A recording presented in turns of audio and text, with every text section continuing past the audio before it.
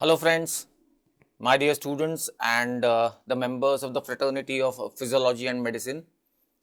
After a long gap, I am resuming the video recording and uploading once again. Due to certain preoccupations, there was a gap. Well, this topic is a very important one in the nervous system. The topic is classification of neurotransmitters. So, we are going to understand a few generalized features about the neurotransmitters. Now, why did I select this topic and what is its importance? Look, we all know that about the neurons. No new neurons are formed after birth. A nerve cell is or a nervous system has a terminally differentiated tissue. So, its differentiation is complete and therefore, new neurons are not formed after birth. Yet, our brain keeps on developing throughout life in a sense that we keep learning new things throughout life. There is memory generation. So, how is that possible? That is because even though new neurons are not formed, what is formed after birth throughout life is the new synapses, the junctional regions between the two neurons, the synapses. So, it's actually about the formation of new synapses which occurs throughout life, and therefore we keep on learning new things throughout life. There is short-term memory, long-term memory, learning of new motor skills and so on and so forth. So, that's on the basis of new synapse generation. And what is meant by a synapse? The formation of neurotransmitters, because as you all are aware that the synaptic transmission is possible because of the neurotransmitter release at those synapses. So, it actually boils down to the neurotransmitters, the synthesis of neurotransmitters and thereby transmission of signals in the nervous system. So, therefore, it's very important that we understand the physiology of neurotransmitters in that sense, so as to understand the development of our nervous system throughout life. Right. In fact, I can give you the example, and I have quoted this example in one of my previous videos, that let's say you have been studying for a major exam. Day and night you were reading, and even on the day of exam, you went into the exam hall like this, reading, studying. And in spite of so much of studies, during the course of exam, you just forgot one or two answers. They just didn't occur to you. Why did that happen? And of course, after the exam is over, you start recollecting that answer once again. Now, why did that happen? If the neuron was in its place, if the synapse was in its place where you have stored that particular answer, then why did that happen? The answer is obvious. It's the neurotransmitters. You know, continuous use of a particular synapse led to the exhaustion of neurotransmitter at a particular synapse. So, while you were actually writing that exam, there was no neurotransmitter available for the synaptic transmission. The neurotransmitter was exhausted, and therefore the answer did not come. And after the exam is over, well, by that time the neurotransmitter has been resynthesized and has come back to that particular synapse where a particular answer is stored. So, that answer again comes back. So, just an example. The point being that it's all about neurotransmitter when we talk about the signaling in the brain, signaling in the nervous system. And therefore, it's important that we understand at least a few general things about the neurotransmitters. Later on in the later videos, we will discuss about the specific neurotransmitters, of course. But here in this particular video, we will talk about generalized features. So neurotransmitters are released by one neuron and they act upon the next neuron. So that's how they are involved in the synaptic transmission from one neuron to the next. A chemical to be called as neurotransmitter, there have to be, there are certain defining criteria which should be fulfilled for a chemical or a ligand to be classified as a neurotransmitter. So what are those defining criteria? How do we call, when do we call a certain chemical as the neurotransmitter? Well, it should be synthesized in the neuron, obviously, that's the first criteria. Second, it should be concentrated and its presence should be demonstrated. It should have a demonstrable presence within the membrane bound vesicles at the presynaptic terminals. So that's the second criteria, very important one. A neurotransmitter synthesized within the neuron and its presence should be demonstrable in the presynaptic terminal, and that too within the vesicles. So that's the second criteria. And the third criteria is it should be released when the depolarization reaches the nerve terminal. When the impulse reaches the presynaptic terminal, as a result of that impulse, there should be release of this chemical. That's a very important and a defining criteria. So these three are said to be the defining criteria for a chemical to be called neurotransmitter. Let's say here is a particular synapse. So a neurotransmitter should be demonstrably present within the membrane bound vesicles in the presynaptic terminal. That was the second criteria. And the third one, whenever the impulse arrives in the presynaptic terminal, there should be the release of this chemical as a result of this depolarization or as a result of this impulse arriving at the presynaptic terminal. So these are the three important or defining criteria for a chemical to be called a neurotransmitter. Apart from that, there are a few other criteria. For example, it should induce activity at the postsynaptic terminal. Yes, as a consequence of neurotransmitter binding with its receptor. You know, receptors are present on the postsynaptic membrane, and so when the impulse arrives in the presynaptic terminal, the neurotransmitter will be released and it will traverse the gap, it will reach the postsynaptic neuronal membrane and it will act on the receptor on the postsynaptic membrane. That's another criteria. And another one, removal from the synapse to terminate the action. That's also said to be another criteria for the neurotransmitter, that it has initiated the impulse or its desired action has been initiated on the postsynaptic membrane.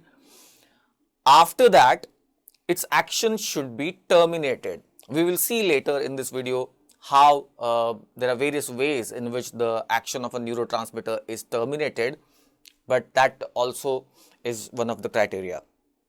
So, having said the defining criteria, now let's see what all neurotransmitters have been discovered. More than 100 substances have been found so far that fulfill this criteria, and therefore they can be labeled as the neurotransmitters.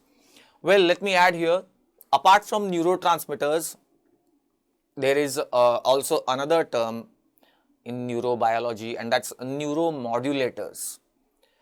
Now, what is neuromodulation or what are neuromodulators?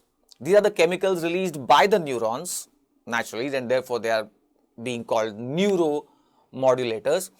They have little or no direct effect on the next neuron. There is no direct demonstrable effect on the next neuron, but they modify the effects of neurotransmitters. So a particular neurotransmitter is expected to act on the next neuron.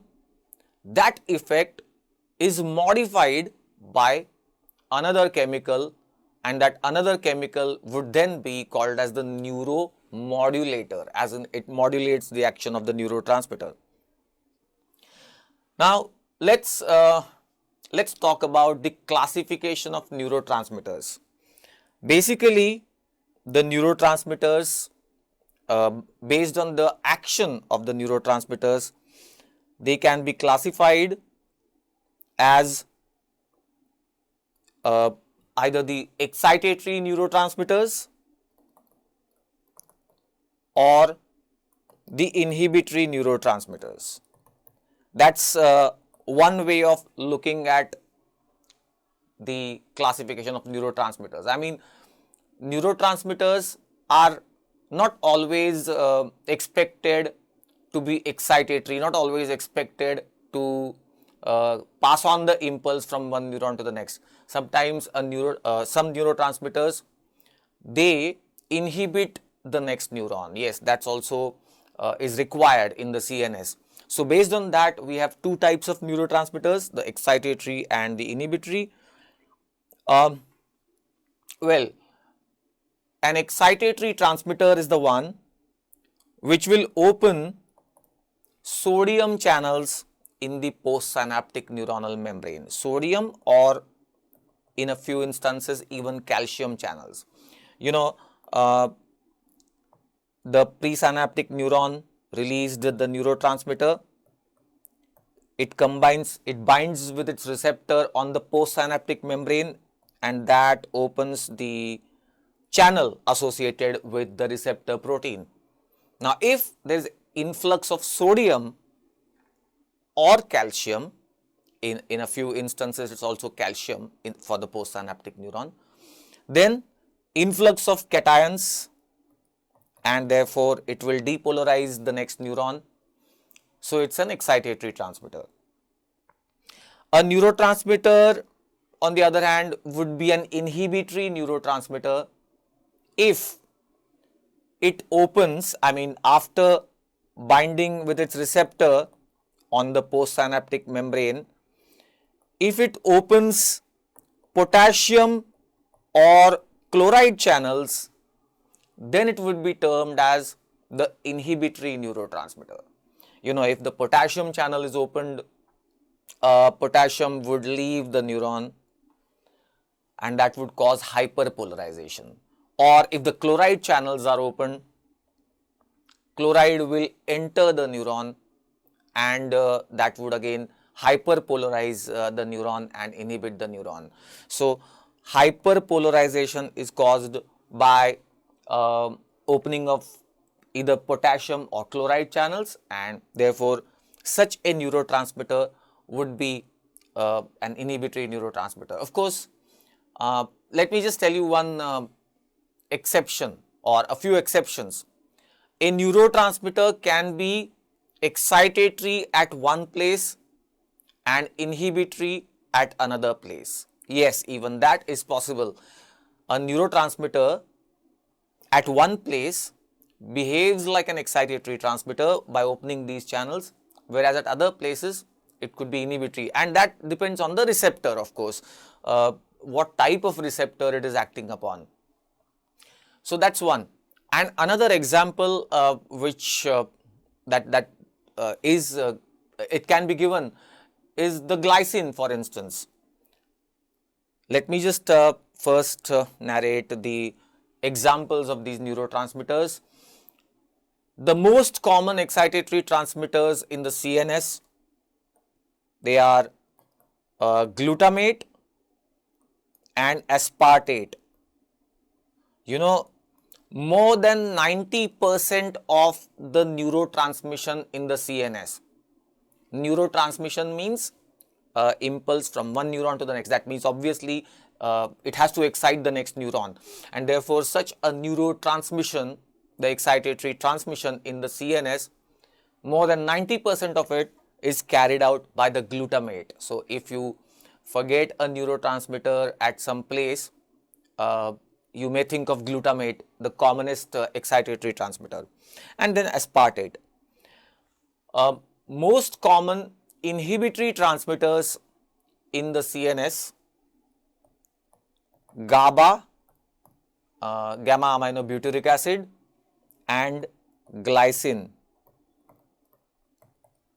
And to be even more precise, in the brain it is GABA, the commonest inhibitory transmitter, and in the spinal cord it's more of glycine. Glycine is the common inhibitory transmitter in the spinal cord.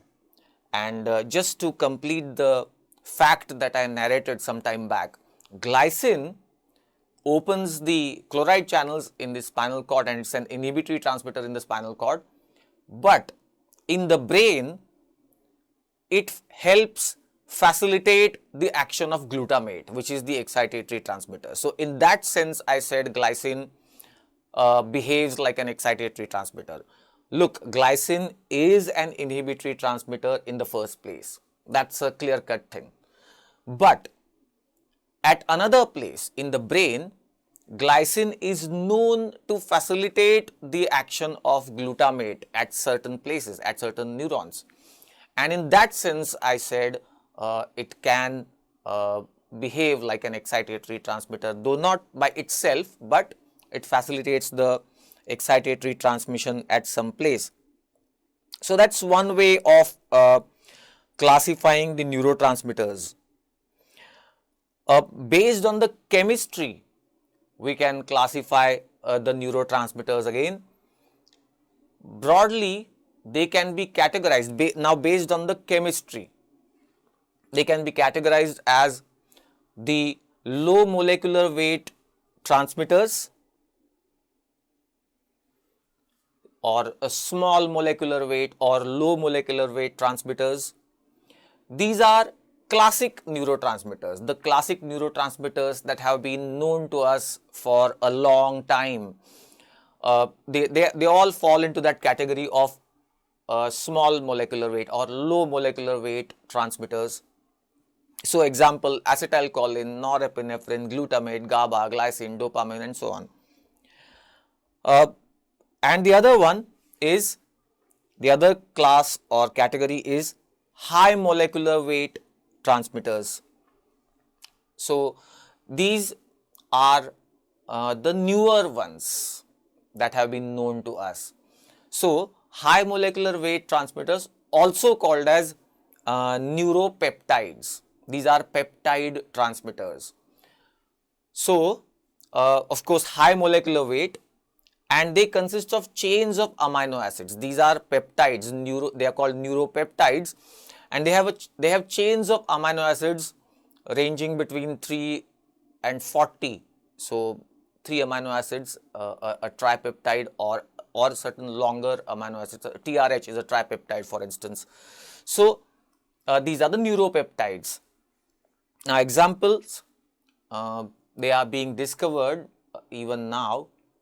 But a few examples like neuropeptide Y, then opioid peptides, substance P, somatostatin, TRH, as I mentioned, it acts as a neurotransmitter, or CGRP, calcitonin gene related peptide, and so on and so forth.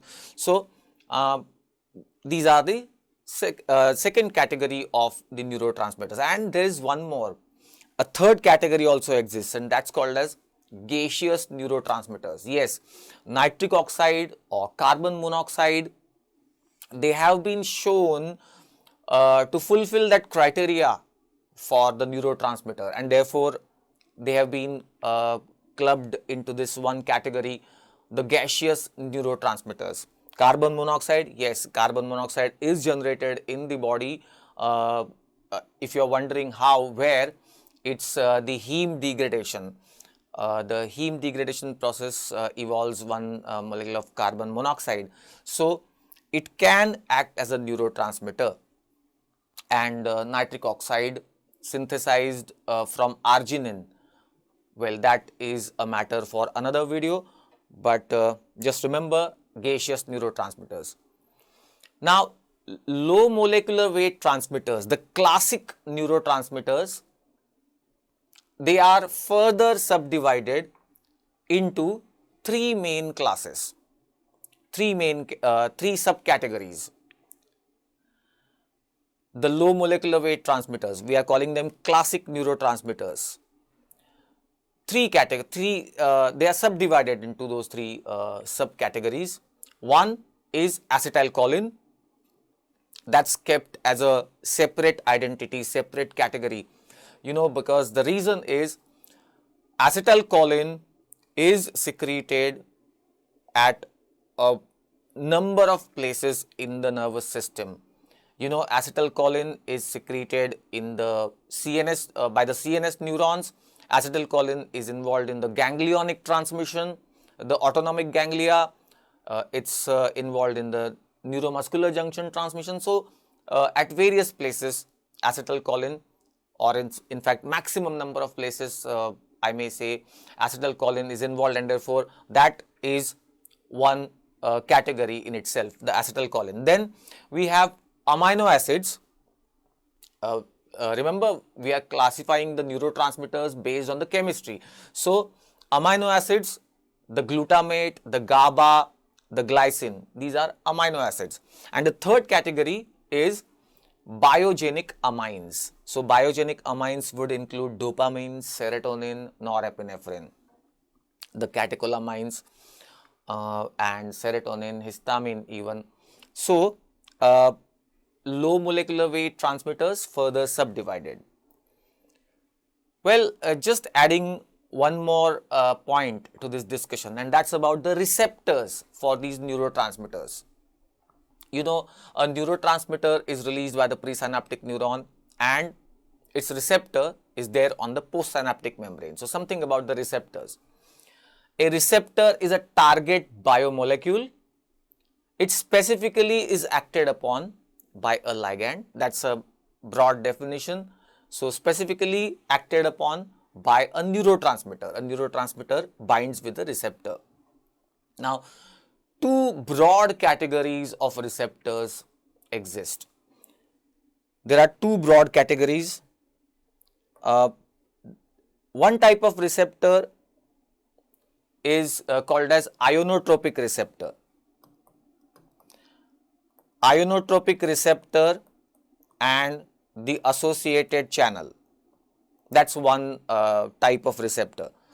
So, it means when the neurotransmitter is released and it traverses the gap, it reaches the postsynaptic membrane. Now, this receptor has two portions. Well, the receptor portion, this entire target biomolecule, I mean to say, it has got two parts, two portions, the receptor portion and the channel portion. So, when the neurotransmitter binds with the receptor portion, immediately the channel is flung open. So, that's a ionotropic receptor and the associated channel. It's going to cause ionic flux. So, ionotropic receptor and associated channel. Quite simple mechanism. The other type of receptor is called as metabotropic receptor associated channel. The other type of receptor is metabotropic receptor, and there would be an associated channel as well. Now, what is different in this? The difference is when a neurotransmitter is released and it binds to the receptor portion on the postsynaptic membrane, there is no opening of channel straight away, like the one that happened here with the ionotropic receptor. What really happens is metabolic machinery of the next neuron is activated.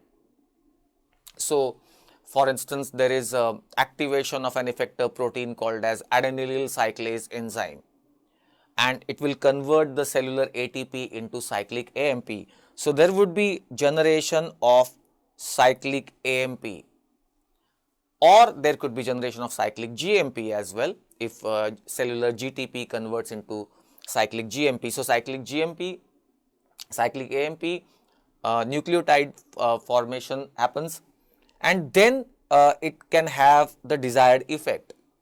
It could be opening of channels, that's possible. So those channels are called as cyclic AMP gated channels, or CNG, cyclic nucleotide gated channels, CNG.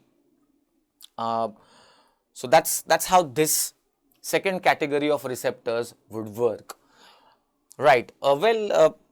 Commonly known as GPCRs. Yes, G protein coupled receptors, they too behave in a certain in this manner. So that's the second category. The only difference is, or in fact the major difference is, that the ionotropic receptor allows a faster neurotransmission. Fast neurotransmission is possible. Yes, obvious, because just neurotransmitter binding with the receptor and the channel is opened, quick transmission. Whereas metabotropic receptor, it's little slower to demonstrate the effect of neurotransmission. So that's an important difference between the two. Now coming to the so that was about the receptor. Let's just add a few more points related to the receptor. Autoreceptors. Autoreceptor is another special category of receptors. Look, when we said receptor, it's generally assumed that the receptor is located on the postsynaptic membrane, right? That's assumed, that the presynaptic neuron will release the neurotransmitter and receptor is located on the postsynaptic membrane. So naturally it's involved in the neurotransmission, or it's involved in the effect of the first neuron on the second neuron. But there are certain receptors which are called as autoreceptors. They are presynaptic receptors. I mean, they are located in the presynaptic membrane, presynaptic neuronal membrane. Yes. Now, what is the function? What is the purpose of these autoreceptors, the presynaptic autoreceptors? They are generally involved in the feedback for the neurotransmitter release. I mean, the common example is alpha 2 receptors for noradrenaline. The catecholamines have alpha and beta types of receptors. The alpha 2 receptors specifically are located in the presynaptic neuronal membrane itself. And what is their function? What are they involved in? They are involved in inhibiting the further release of norepinephrine from the presynaptic neuron. You get the point? Neurotransmitter, the norepinephrine in this case, in this particular case, will be released, and it does have its receptor on the postsynaptic membrane to exert the action. But then at certain point, further release of norepinephrine has to be inhibited. So when the neurotransmitter, the norepinephrine, binds with this receptor over here in the presynaptic neuronal membrane, the autoreceptor, it will cause feedback inhibition of the further release of norepinephrine. So that's one point which could have been added about the receptors. And the second point which can be highlighted is that the receptors may show desensitization. There is something called as receptor desensitization. That is, after a continuous exposure of the neurotransmitter with a certain receptor, the sensitivity of the receptor becomes less and less. The receptor will become unresponsive. So that's called as receptor desensitization. The examples that can be commonly given is, for example, habituation, continuous exposure to the same ligand, and the response goes on decreasing. Well, now coming to the termination of the neurotransmitter action. We have been talking about the defining criteria for a neurotransmitter. One criteria was the action should be terminated. So, there are three ways in which a neurotransmitter action can be terminated. Let's see what those three ways are. Well, the first and the more common type of termination of action is by reuptake by the presynaptic neuron. Look, here is a neurotransmitter vesicle. It releases the neurotransmitter at the synaptic cleft. Once it has initiated the action, then there would be a reuptake and repackaging of this neurotransmitter. That's a very common way of terminating the action of the neurotransmitter. It's simply taken back by the presynaptic neuron. Now, generally, it is a sodium dependent cotransport, and there are certain sodium dependent transporters which allow this reuptake to happen. The neurotransmitter reuptake was possible because of sodium dependent secondary active transporters or co-transporters, symporters. Those transporters allow this reuptake to be possible. In fact, let me add here that in the recent times, there has been an increased interest in this type of reuptake, especially in certain disease processes, whether this reuptake is getting altered or modified, or development of certain drugs like antidepressants.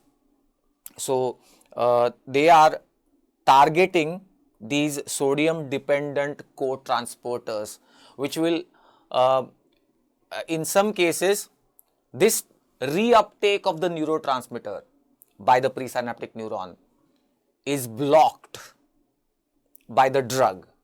Drug is targeting that transporter, and because the reuptake is targeted or the transporter is targeted by the drug, therefore there would be a continued action of the neurotransmitter on the postsynaptic membrane. So, this has been investigated further and for development of newer drugs. Even in disease processes, for example, in the case of penumbra in the CNS, it has been shown that this transporter is not working, and therefore glutamate cannot be taken back by the neuron. Glutamate continues to act on the postsynaptic membrane. Well, I have discussed this in a video, particularly talking about the penumbra in the CNS. So, you may just refer to the video. Well, but the point was that what are the various ways in which a neurotransmitter action can be terminated. One way that we have said is the reuptake by the presynaptic neuron, and I mentioned few examples. Glutamate, for instance, sodium dependent co-transporter will cause glutamate to be taken back by the presynaptic neuron once action was initiated. The other ways of terminating the action is diffuses out of the synaptic cleft. The neurotransmitter simply diffuses out of the synaptic cleft. And the third one is enzymatic degradation of the neurotransmitter.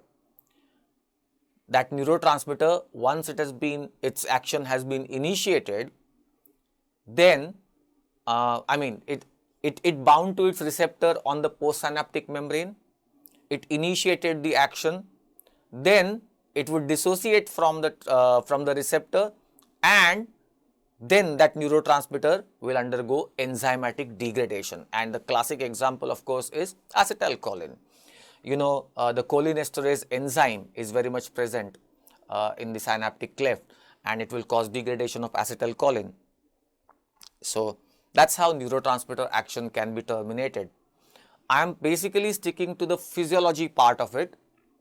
The next video or the upcoming videos will have the clinical application of all this information about the neurotransmitters and the disease processes or the drugs related to the neurotransmitters.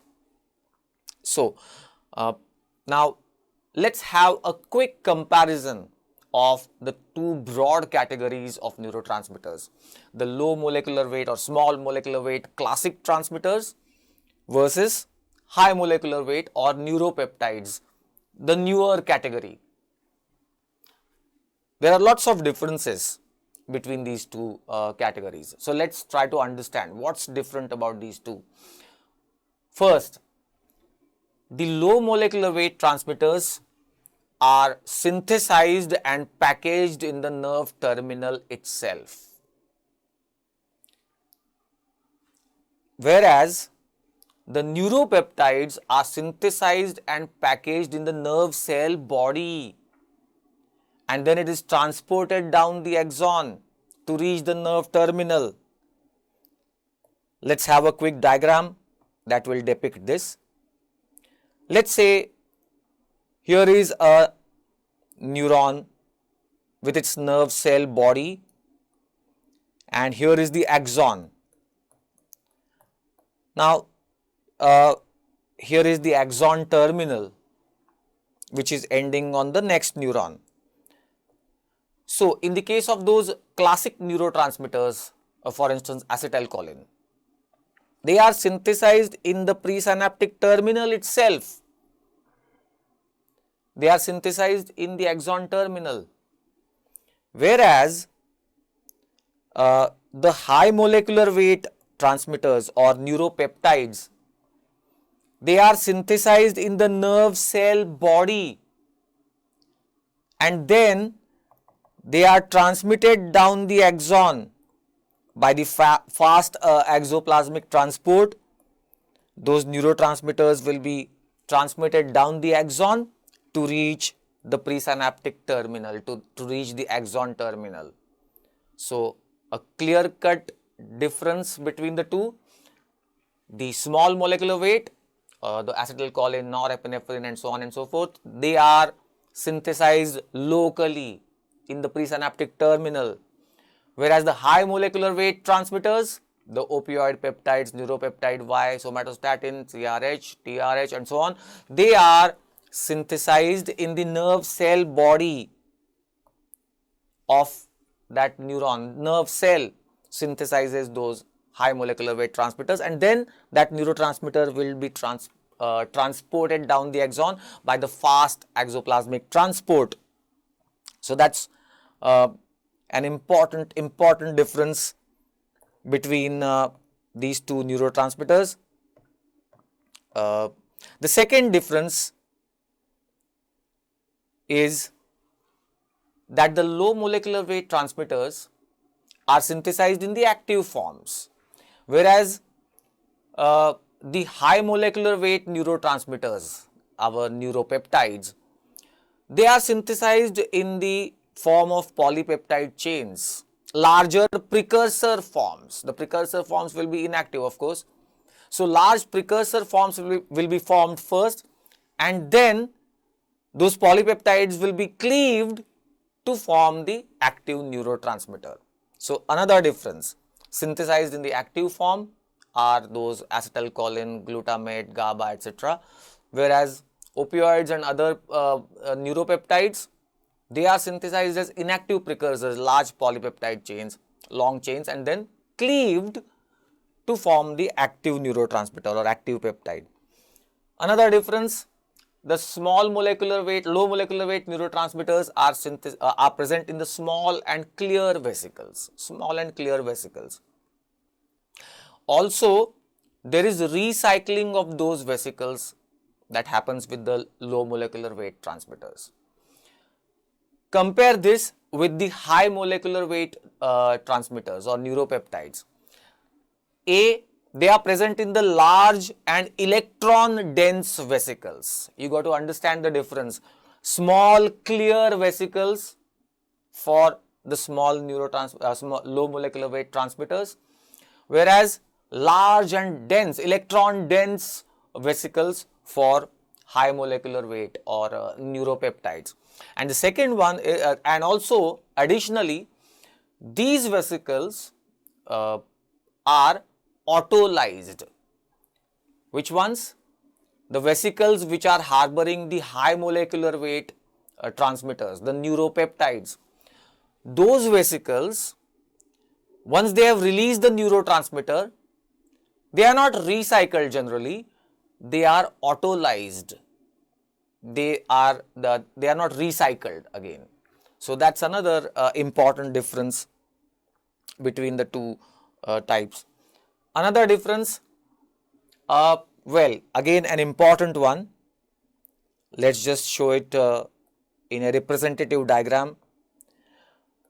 The low molecular weight transmitters, our acetylcholine, norepinephrine, they are present at the near the active zones of the presynaptic terminal.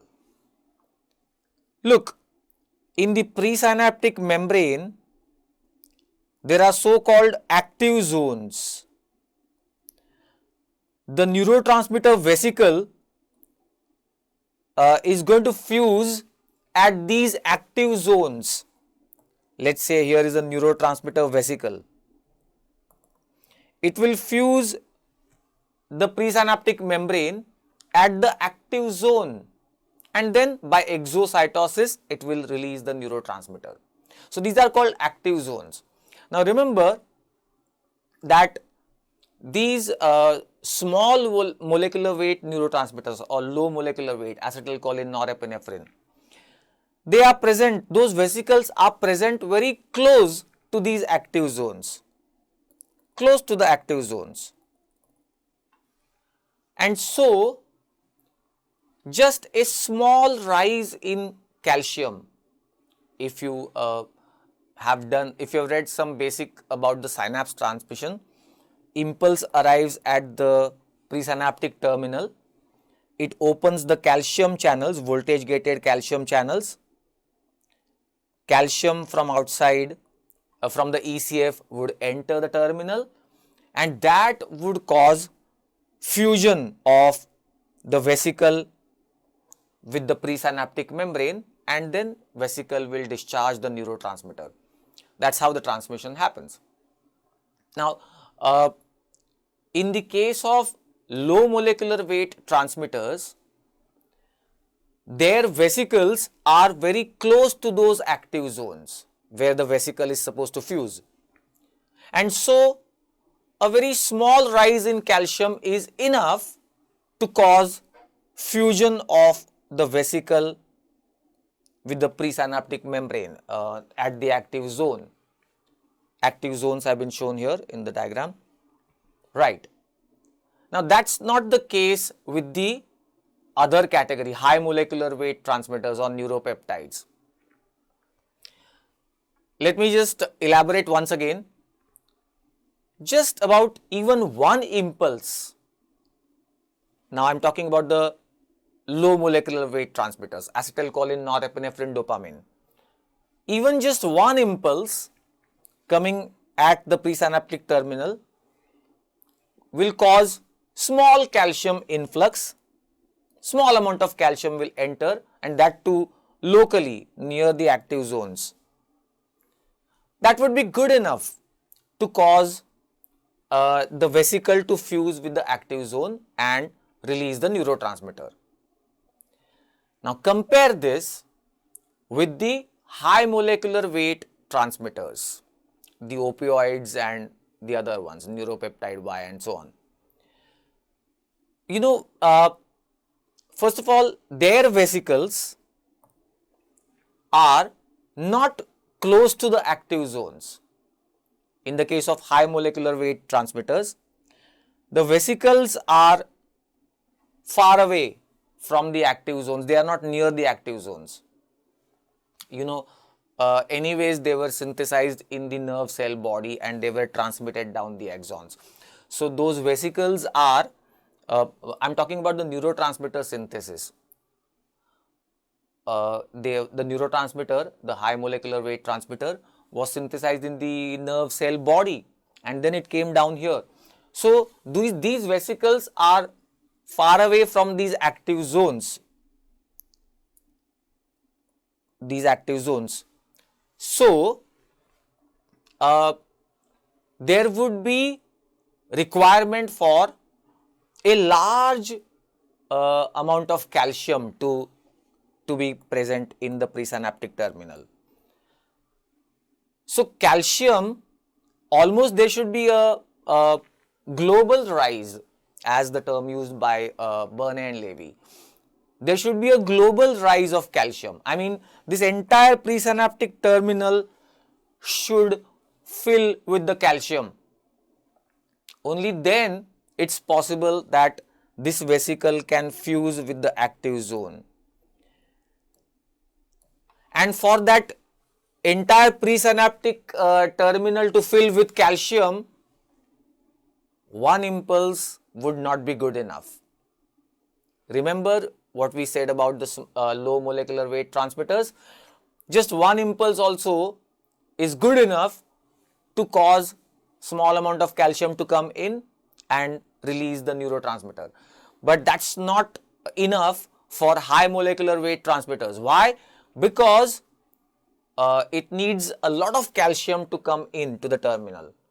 That's not possible with one impulse. So therefore, there should be a high frequency stimulation, high frequency impulse transmission down this axon, so that it will cause a lot of calcium to come in. A huge amount of calcium should come in, and only then this vesicle, which is filled with a high molecular weight transmitter, it can fuse with the active zone and discharge, release the neurotransmitter. So that's a big difference between the two. The low molecular weight transmitter can be released even with one impulse coming down the axon, reaching the presynaptic terminal. It will just allow some calcium to come in and then the vesicle will release the neurotransmitter. Whereas high molecular weight transmitter and its vesicle, it cannot fuse with a small amount of calcium available. It needs a greater amount of calcium, and for that to occur, there should be a high frequency impulses, high frequency stimulation of the presynaptic neuron, causing rapid impulse traffic to come here, and that high frequency impulse traffic will then cause a lot of calcium to come in to the terminal, and only then the neurotransmitter vesicle can fuse with the membrane and release the neurotransmitter. I'm talking about the neuropeptide, high molecular weight transmitter. So another big difference. Of course, in fact, let me just add here to avoid confusion. When this high frequency impulse traffic comes here, it will cause release of that neuropeptide or high molecular weight transmitter as well as the low molecular weight transmitter. Remember this. Very often the two types of neurotransmitters are co-localized. Co-localized as in they both are present in that presynaptic terminal. So when the high frequency impulse traffic comes down at the presynaptic terminal, it will release high molecular weight transmitter because that was the requirement anyways, but it can also release the low molecular weight transmitter because that low molecular weight transmitter required one or two impulses. So it would also get released along with the high molecular weight transmitter. So just I have explained it elaborately. To summarize, let me just say once again, if one or two impulses are coming down the terminal, it will only release the low molecular weight transmitter. If there is a high frequency stimulation, then it will release high molecular weight, means neuropeptide, as well as the low molecular weight transmitter if they are co-localized at a certain synaptic terminal. So that was another important difference between the two types of transmitters and the transmission involved of those transmitters, right? And there is no mechanism for recycling of neuropeptides. Did you note one point? In the case of low molecular weight transmitters, their vesicles are also reused, recycled, and that neurotransmitter also reuptake, as I mentioned, reuptake and recycled. That's possible with low molecular weight. But the high molecular weight transmitters, there is no mechanism for recycling of those transmitters, and therefore naturally, as a fallout of that, the action exerted by those neuropeptides, high molecular weight transmitters, that action persists for prolonged periods. Natural, I mean, that's quite understandable, logical. If this low molecular weight transmitter, it's getting recycled, that means it is easily available, and therefore its action lasts for less than a second or very short duration. Whereas high molecular weight transmitters, they are not so easy to come by. They are not recycled. They are synthesized in the nerve cell body, then they will travel down the axon. When they are released by high frequency stimulation of the neuron, not so easily. And then again, once they are released, there is no recycling mechanism. So, since they are hard to come by, difficult to come by, therefore, once they are released, their action will continue for prolonged periods. Very important difference between these two types of transmitters. So remember, low molecular weight transmitters have a short latency and short duration of action, and I mentioned the reason, the logical explanation behind it, that they are getting recycled, so they are easily available. Whereas relatively a long latency in the case of high molecular weight transmitters and long duration of action, that is up to several seconds. So that's a comparative discussion between the two types of neurotransmitters. Well, as I mentioned previously, often the small molecular weight neurotransmitters are co-localized with the neuropeptides. So they both are present at the same synaptic terminal. It's a co-localization. So glutamate often present along with the substance P. Substance P, of course, is involved in the transmission of pain signals. Glycine often present along with the neurotensin. Acetylcholine often present along with the CGRP, calcitonin gene related peptide. So they are often co-localized. Well, finally coming to the last category, that's gas neurotransmitters, gases acting as neurotransmitters. We saw two gases, nitric oxide and carbon monoxide. I also mentioned how they are synthesized in the body. Carbon monoxide, after heme degradation, one molecule of carbon monoxide is liberated, and nitric oxide synthesized from the arginine. You know, endothelial cells have arginine, the enzyme NOS, and that nitric oxide synthase forms nitric oxide from the arginine. So let's see these neurotransmitters. They are mainly secreted in those areas of the brain which are involved in long-term behavior and long-term memory. These gaseous neurotransmitters generally are released in such areas which are involved in long-term behavior, memory. How are they different from the low molecular weight transmitters? Now look at the difference. They are not preformed and stored. Look, the low molecular weight neurotransmitters, they are preformed and stored in the presynaptic terminal. Not the case with NO and CO. That's not the case with NO and CO. They are not preformed. They are formed almost on demand. Whenever required, they are immediately synthesized, formed and released. That's it. So that's a big difference between the two. So almost instantly the gaseous neurotransmitters are synthesized almost on demand and released immediately. They diffuse out of the presynaptic terminals, so they are not released as a quantal release. Look, in the case of low molecular weight transmitters, there are quantal release, or a fixed number of vesicles will discharge the neurotransmitter. So that's quantifiable in a certain way.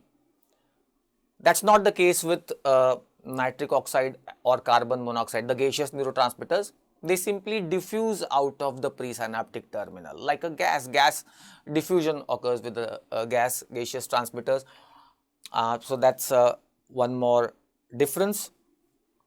Finally, the gaseous neurotransmitters, they don't alter the membrane potential of the postsynaptic neuron.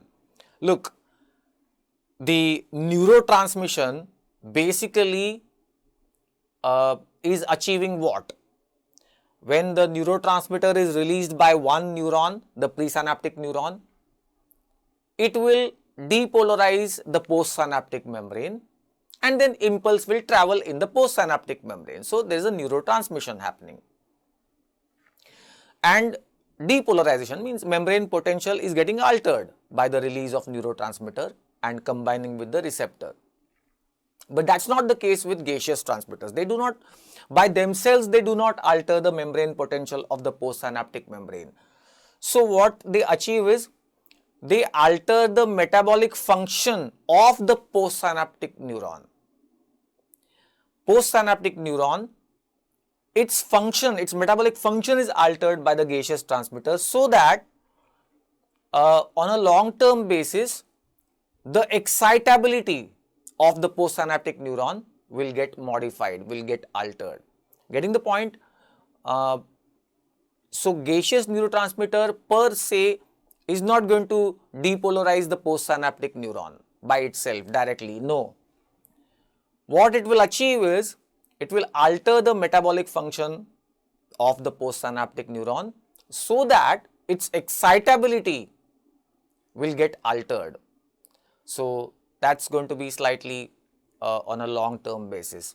So remember, these gaseous neurotransmitters, they are released by the diffusion, but they are not released very close to the postsynaptic membrane. They are released at slightly at a distance from the postsynaptic membrane. Same is the case with the high molecular weight transmitters. You know, the low molecular weight transmitters will release very close to the postsynaptic membrane, in the synaptic cleft and very close to the postsynaptic membrane. Whereas high molecular weight transmitters and the gaseous transmitters, they are discharged into the synaptic cleft, but at a distance from the postsynaptic membrane, and then they travel up to the postsynaptic membrane. So just a small difference. However, that was a generalized discussion and comparison between the various neurotransmitters. Once we understand this, then it will be easy to understand the synaptic properties. It will be easy to understand the various individual neurotransmitters. They are involved in functions, and disease processes of the CNS also can be understood clearly. So that's it for now from this video.